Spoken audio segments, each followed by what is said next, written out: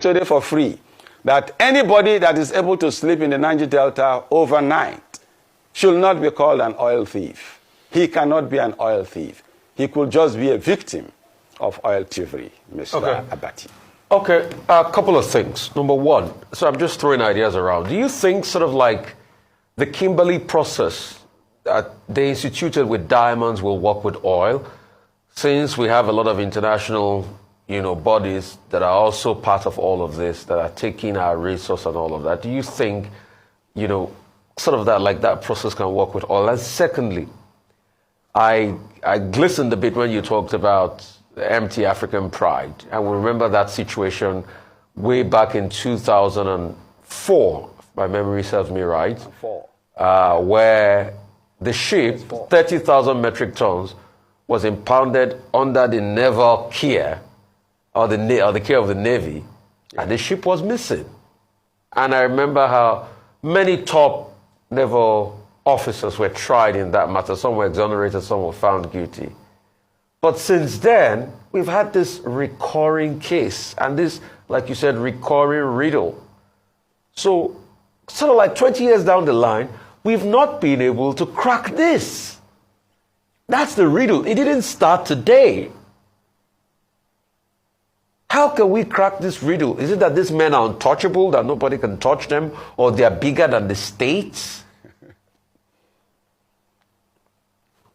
Okay, the first thing to do is I think that you may need to get a copy of the riddle of the oil thief, and you read it from cover to cover. You get the entire prescription, because I can't say all of it just here. But yes, getting that international collaboration and ensuring that the searchlight is around Nigeria will help. Because that way, they will also ensure that their own people who are involved in foreign countries are brought to book. If you remember the Halliburton scandal, in spite of all the long list of people that were involved, 88 Nigerians, including damaging directors of NNPC, and those who have served this country as secretary to the federal government, as heads of government, and so on and so forth, as former governors, and so on and so forth. Name them. 88 of them. I have the long list. Not one of them went to jail. Okay? Not one of them went to jail. But back there in the U.S., almost all those who were involved, who were indicted, went to jail. As a matter of fact, they were made, the Halliburton itself was made to pay some billions of dollars. And some of those dollars were brought to Nigeria as compensation for our agony. And do you know what happened? 4 SANs stole that money again, and they didn't go to jail. So that is the story. The story here is that the authorities of Nigeria at different levels know the thieves. Know the thieves. Some of them are part of the thieves. And that is why no one wants to bring them to book. And that is why they are not in jail. If Nigeria is serious today, I can tell you that oil thievery could stop within 2 weeks.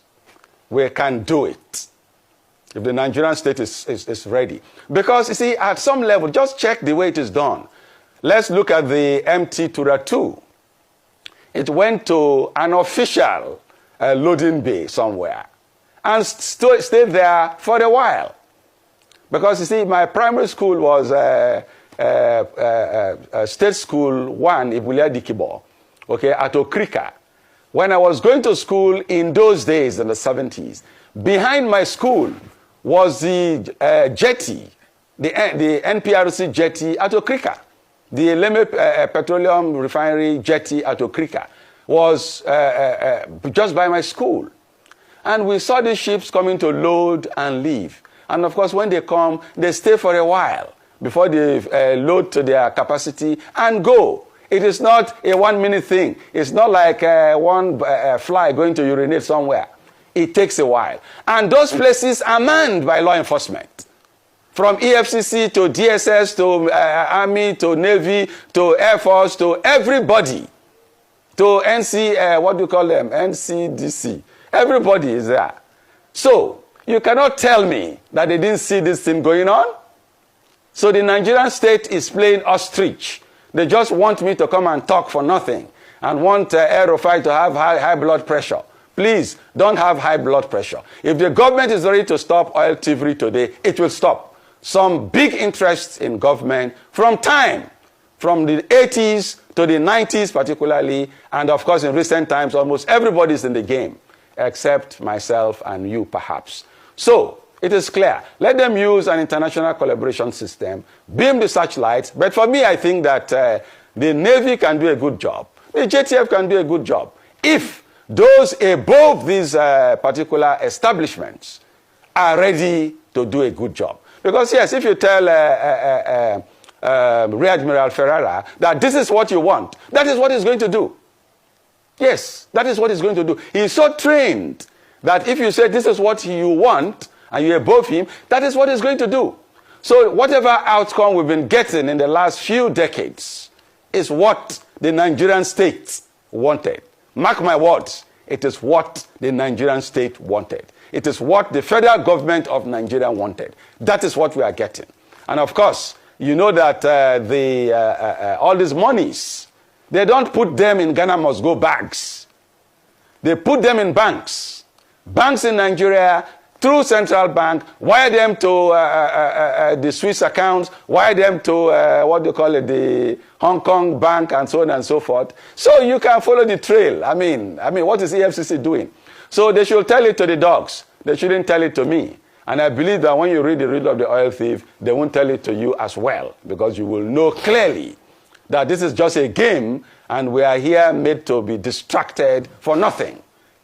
Well, so many solutions. Who has a yacht, is someone who has a golf course, is someone who cannot sleep a night in the Niger Delta because of mosquitoes and insecurity, is someone who has properties in London, in Banana Island, in Abuja, in Frankfurt, in New York City.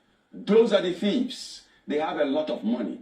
You may want to imagine the Joint Task Force for Prevention of Oil Thievery and Vandalism in the Niger Delta came as far ago as 1998. That is 25 years ago. And I can tell you for free that go to Krikri prison, go to Port Harcourt prison, go to Kogi prison, go to Kuje prison. You won't find any big oil thief. No way. None.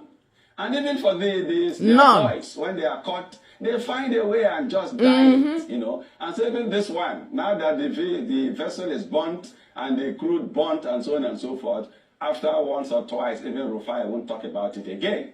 So that is the game, that is the story. The authorities know clearly who are behind it. The last time I think someone came on TV and showed clearly where all the stolen oil goes to. This particular oil, if you had allowed it, would have gone to either Britain or gone to America or gone to China or gone to India. They go to these places, you know, these vehicles are big enough, the world knows them.